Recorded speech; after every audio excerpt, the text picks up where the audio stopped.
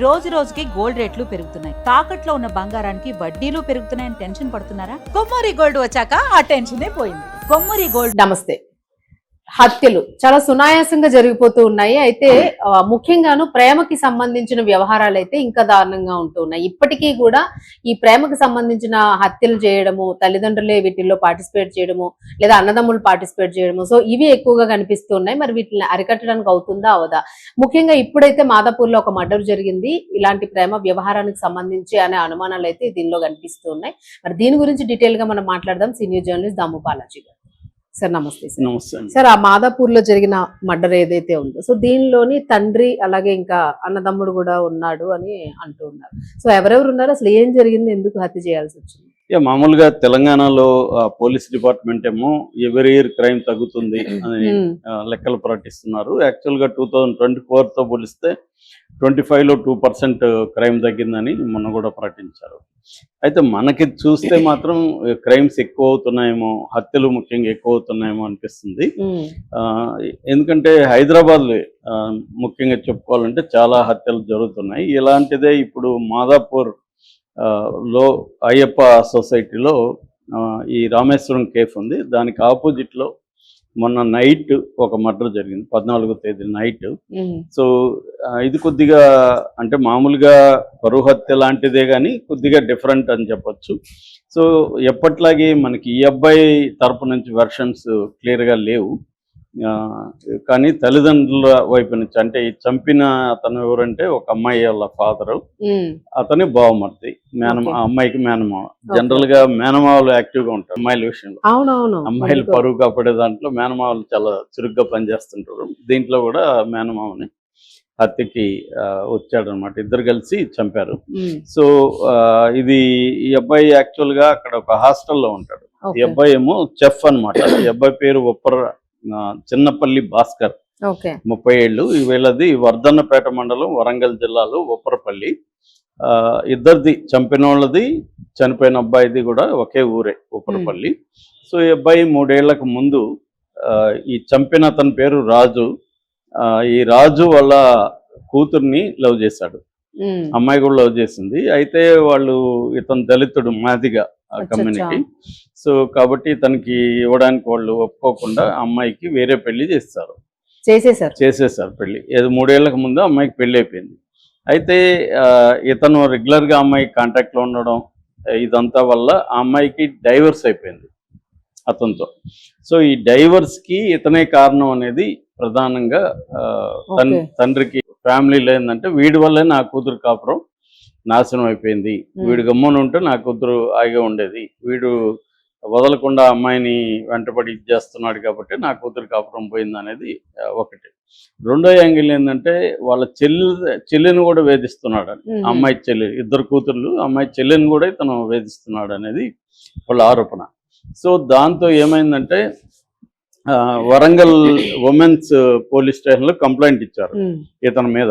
ఇతను పిలిపించి ఉమెన్స్ పోలీసులు ఇతనికి కౌన్సిలింగ్ ఇచ్చారు, ఇంక మీదట ఇది చేయొద్దు అది ఇదని. కానీ ఇతను చేస్తూనే ఉన్నాడు ఆ అమ్మాయితో. సో చేస్తూనే ఉంటే వీళ్ళు ఫోన్ చేసి అప్పుడప్పుడు ఇతన్ని గట్టిగా బెదిరిస్తున్నారు. అలా బెదిరిస్తే ఇతను, మీరేంటి అక్కడ కూర్చొని బెదిరించేది, దమ్ముంటే హైదరాబాద్ రండి తేల్చుకుందామని అన్నాడని ఈ అమ్మాయిల ఫాదర్ రాజుని. సో నువ్వు దమ్ముంటే ఇక్కడికి రా, నువ్వు వరంగల్లో కూర్చొని మా ఊర్లో కూర్చొని బెదిరిస్తావు, ఊర్లో నీకు బలం ఉండొచ్చు, నువ్వు ఇక్కడికి రా అని చెప్పి తను అన్నాడని. సో దాంతో వాళ్ళు వచ్చారు. 14th ఇతను వీళ్ళ బావ, అంటే అదే బావమరిది కుమారస్వామి, ఇద్దరు వచ్చి కత్తులు కర్రలు తెచ్చుకున్నారు. ఇద్దరు ముందే ప్లాన్ చేసుకున్నారు వాళ్ళు, అంటే ఎలా చంపాలి, చంపిన తర్వాత ఏం చేయాలి, మొత్తం ఒక స్కెచ్ చేసుకొని ఇద్దరు వచ్చారు. అంటే మామూలుగా అయితే సుపారీకి ఇస్తూ ఉంటారు ఇలాంటిది. వీళ్ళు మరి వీళ్ళకైతే క్రైమ్ బ్యాక్గ్రౌండ్ ఏమో ఉన్నట్టు కూడా పోలీసులు చెప్పట్లేదు, కానీ మొత్తానికి వాళ్ళు చంపేయాలని వచ్చారు. అంటే ఎప్పటి నుంచో ఈ గొడవలు జరుగుతున్నాయి ఈ అబ్బాయికి వాళ్ళకి. సో ఎప్పటి నుంచో పేరుకున్న కోపం, అంటే ఇతని వల్లనే మన పెద్దమ్మాయి జీవితం నాశనమైంది, ఇప్పుడు చిన్న అమ్మాయితో కూడా వీడు మొదలు పెట్టాడు అన్న ఇది కోపం ఉంది వాళ్ళకి. సో వీడిని వేసేద్దాం అనేది డిసైడ్ అయిపోయారు. వచ్చారు, ఇతని కోసం వెయిట్ చేశారు. ఇతను అక్కడ శ్రీ సినోమా అనే ఒక హోటల్ ఉంది, ఆ హోటల్లో చెఫ్గా పనిచేస్తాడు, కుక్గా పనిచేస్తున్నాడు. సో అతను అక్కడ దగ్గరలోనే వాళ్ళ బ్రదర్ అతను కలిసి ఒక హాస్టల్లో ఉంటున్నారు. మధు వాళ్ళ బ్రదర్ పేరు.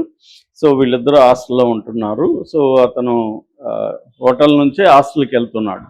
అంటే మరి వీళ్ళు అంతకుముందు రెక్కీ చేశారా ఏంటి? ఎందుకంటే రెక్కీ చేయకపోతే అతను ఎక్కడ ఉన్నాడు, ఎప్పుడు ఎన్ని గంటలకు బయటకు వస్తాడు హోటల్ నుంచి, ఇవన్నీ ఉంటాయి. అంటే లేట్గా అక్కడ మామూలుగా మనకి 11-11:30 వరకు హోటల్స్ ఉంటాయి కాబట్టి ఇతను ఒక 11:45కి అలా హోటల్ నుంచి బయటకు వచ్చాడు. వీళ్ళు అక్కడ కాపు కాస్తున్నారు. సో రాగానే ఇద్దరు అటాక్ చేశారు. ఆ టైంకి పెద్ద జనం కూడా ఆ ఏరియాలో లేరు. సో ఎప్పుడైతే అతనికి ఐడియా లేదు కదా వీళ్ళు అటాక్ చేస్తారని, సో అతని పాటికి అతను రోజంతా పనిచేసి అలసిపోయి బయటకు రాగానే వీళ్ళు అటాక్ చేశారు. సో అటాక్లో అతను స్పాట్ డెడ్ అన్నమాట. సో చనిపోయాడు. వీళ్ళు ఏం చేశారంటే కూల్గా వెళ్ళి మాదాపూర్ పోలీస్ స్టేషన్లో సరెండర్ అయిపోయారు. మేము ఇట్లా ఒకరిని చంపామని చెప్పి సరెండర్ అయిపోయారు. సో దాని తర్వాత ఇంకా అక్కడ ఉన్న వాళ్ళు ఎవరో 100కి ఫోన్ చేశారు. అంటే వీళ్ళు సరెండర్ కావడం లేట్ అయింది యాక్చువల్గా. ఈ లోపల 100కి ఫోన్ చేశారు. 100 నుంచి పోలీసులు ఇమ్మీడియట్గా రెస్పాండ్ అయ్యి వెళ్ళారు. వెళ్ళి ఫైనల్గా అతన్ని హాస్పిటల్కి అయితే తీసుకెళ్లారు. అంటే అప్పటికి ప్రాణాలతో ఉన్నాడని అనుకున్నారు. తీసుకెళ్తే వాళ్ళు హాస్పిటల్లో బ్రాడ్ డెడ్ అని చెప్పారు. అంటే ఆల్రెడీ ప్రాణం పోయిందని చెప్పారు. దాని తర్వాత ఉస్మానియా హాస్పిటల్కి పోస్ట్ మార్టంకి పంపించారు. ఇటుపక్క వీళ్ళు కొద్దిగా లేట్గా, అంటే మేబీ వాళ్ళు థింక్ చేసుకున్నారా లేకపోతే ముందుగా ఏమన్నా ప్లాన్ ఉందా తెలీదు. సో వాళ్ళు లేట్గా మొత్తానికి పోలీస్ స్టేషన్కి వచ్చి సరెండర్ అయిపోయారు. సో పోలీసులకి పని ఈజీ అయింది యాక్చువల్గా. అంటే మామూలుగా దీన్ని మళ్ళీ ఇన్వెస్టిగేషన్కి చాలా టైం పట్టి వాళ్ళని పట్టుకోవడానికి చాలా టైం పట్టేది. సో క్లియర్గా వాళ్ళు ఏంటంటే మేమే చంపామని కన్ఫెస్ చేశారని చెప్తున్నారు. కాకపోతే నాకు అంటే మనకేందంటే ఇట్లాంటి చాలాసార్లు చెప్తుంటా, ఇట్లాంటి కేసులో సమగ్ర సమాచారం ఆల్ యాంగిల్స్లో ఉండదు. కానీ ఈ అబ్బాయి చనిపోయిన తర్వాత మరుసటి రోజు MRPS మాదిగ రిజర్వేషన్ పోరాట సమితి, తర్వాత వాళ్ళ బంధువులు అందరూ వచ్చి పోలీసు స్టేషన్ ముందు ధర్నా చేశారు. ఇలాగా ఇది ప్లాన్ చేసుకొని చేశారు. ఆ కుటుంబం పగబట్టింది. యాక్చువల్గా ఆ అమ్మాయి కూడా లవ్ చేసింది మావాడిని, ఇదేదో మావాడు వేధిస్తున్నట్టు కావాలని చెప్తున్నారు. మావాడు వేధించింది కాదు, ఇద్దరి మధ్య ప్రేమ ఉంది. వాళ్ళు ఆ అమ్మాయిని పెళ్లి చేయకుండా వేరే వాళ్ళకి చేశారు. వేరే వాళ్ళకి చేసినా కూడా అమ్మాయి ఇతని మీద ఇష్టం ఉంది కాబట్టి వీళ్ళు మాట్లాడుకుంటున్నారు. అంతేగాని మావాడేదో అమ్మాయికి ఇష్టం లేకుండా వేధింపులు కాదు. ఇప్పుడు ఇష్టం లేకుండా వేధింపులు అయితే బ్లాక్ చేయొచ్చు ఇతన్ని. ఎందుకంటే ఇక్కడ ఉంటాడు అతను, ఓన్లీ ఫోన్ల ద్వారానే కాంటాక్ట్ అవ్వాలి. ఆ ఊరికి పోతే ఎలాగూ సాధ్యం కాదు. కాబట్టి ఇతను వెళ్ళి వాళ్ళ ఇంటికి వెళ్ళి వేధించింది ఏమీ లేదు, ఫోన్లలోనే. ఆ అమ్మాయి కూడా మాట్లాడుతుంది. వాళ్ళకి ఏంటంటే వీడు లేకపోతే నా అమ్మాయి ఇంకా హాయిగా ఉండేది, వీడి వల్లనే డిస్టర్బ్ అవుతా ఉంది, అది భర్తకు తెలిసి విడాకులు అయిపోయింది అన్న కోపం వాళ్ళకు ఉన్నట్టుగా మనకి ఇరు వర్గాల మాటలను బట్టి తెలుస్తుంది. అయితే వాళ్ళు ముందుగా ప్లాన్ చేసుకోవడం ఏంటంటే ఎలా చంపాలి, చంపిన తర్వాత పోలీసులకు సరెండర్ అయిపోతే మనకి, ఎందుకంటే పోలీసులు దొరకకుండా ఉంటే వాళ్ళ మీద కోపం ఎక్కువ ఉంటుంది. సరెండర్ అయిపోయారంటే వాళ్ళకి హాయిగా ఉంటుంది, పోలీసులకి కేసు ఈజీగా ఉంటుంది. సో సరెండర్ అయిపోదాము, సరెండర్ అయినాక లాయర్లను పెట్టుకొని మనం బెయిల్కి ప్లాన్ చేద్దాం అని ముందుగానే వాళ్ళు కంప్లీట్ స్కెచ్ చేసుకున్నట్టు తెలుస్తుంది. అంటే ఈ మధ్య హత్యలు చేసే వాళ్ళని మనం గమనిస్తే చంపే వరకే కాకుండా చంపినాక కూడా ఎలా ఉంటుంది అనేది చూస్తున్నారు. మొన్న పూణేలో మర్డర్ కూడా ఆ అమ్మాయి మొత్తం చంపినాక పోలీసులు లేడీస్ని కొడతారా, ఎలాంటి క్వశ్చన్స్ చేస్తారు, ఇవన్నీ కూడా స్టడీ చేసి ఇంటర్నెట్లో వెతికింది.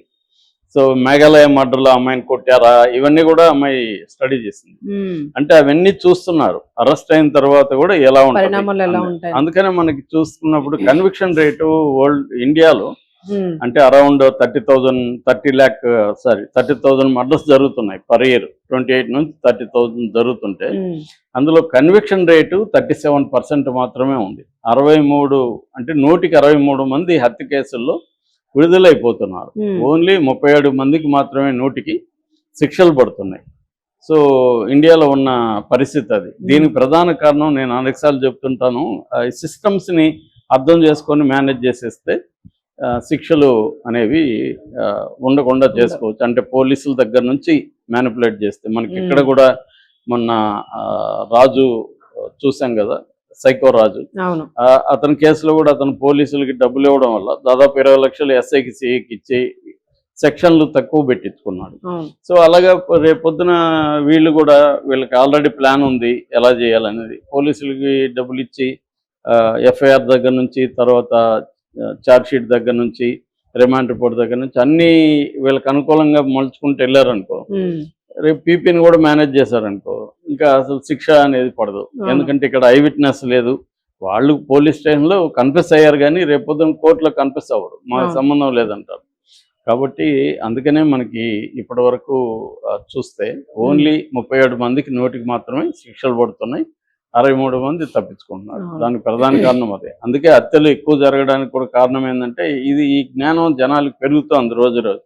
చంపేసి మేనేజ్ చేసుకుందాంలే అని. సో అందుకని జరుగుతున్నాయి. ఇక్కడ కూడా క్లియర్గా అంటే ఈ అబ్బాయి వైపు నుంచి కూడా తప్పు ఉన్నట్టు అర్థమవుతుంది. ఒక పెళ్ళి అయిపోయింది, మనం వదిలేసి మన పని మనం ఉండాలి అనేది కాకుండా ఛాలెంజ్ చేయడం, ధైర్యం ఉంటే హైదరాబాద్ అని చెప్పడం, అలా చేయడం వల్ల దీనివల్ల కూడా వాళ్ళు ఇంకా ఫ్లేర్ అప్ అయినట్టుగా మనకి రైట్. Thank you.